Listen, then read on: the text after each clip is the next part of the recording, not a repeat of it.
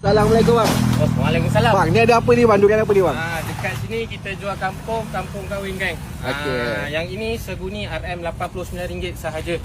Korang tunggu dulu, kejap lagi kita orang set up. Nanti kita akan tunjukkan satu persatu yang ada dekat sini. Okey, baik bang, boleh bang. Nampak?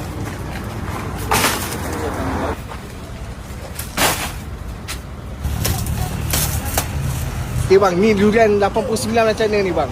Oh, yang ini RM89. Yang ini semua boleh tengok sampai hujung sana. Yang ini semua kampung dan juga kampung kahwin. Ini bunyi RM89 geng. Okey. RM89. Ni Yang boleh- ini boleh muat dalam 13-14 kilogram.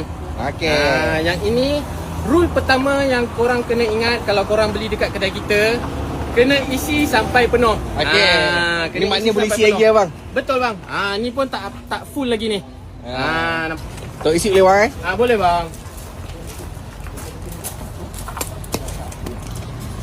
Boleh tengok isi dalam. Kita boleh tolong kopekkan untuk korang untuk tengok isi dalam. Tak ada masalah. Jangan risau. Okey. Okey, baik. Dekat sini juga kita sediakan warranty. Kalau anda kata korang balik tengok buah korang busuk tak masak, kita bagi warranty seumur hidup. Ini guni 25 kilogram geng. 25 kilo. Nampak 25 kilogram. Ni biasa boleh berapa biji bang?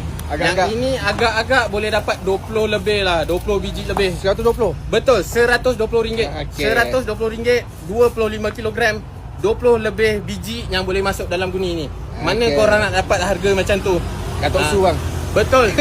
Betul.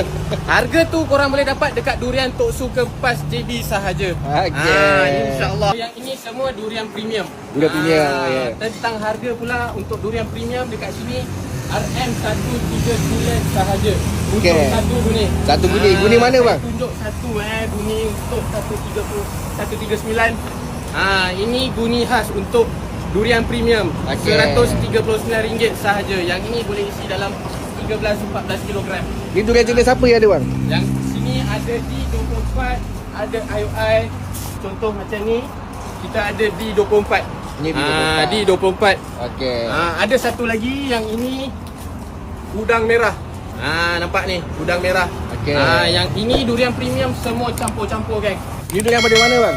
Yang ini semua datang daripada Segamat fresh geng. Hari-hari sampai baru lah. Betul, hari-hari durian baru sampai. Tak Okey. ada masalah. Dekat sini waktu beroperasi lori sampai kita terus buka kedai. Biasa sampai pukul apa tu bang? Kebiasaannya lori sampai dalam pukul 3.30 pukul 4 setiap hari. okey. Dan kita tutup sampai durian habis. Okey. Durian tak habis kita tak balik.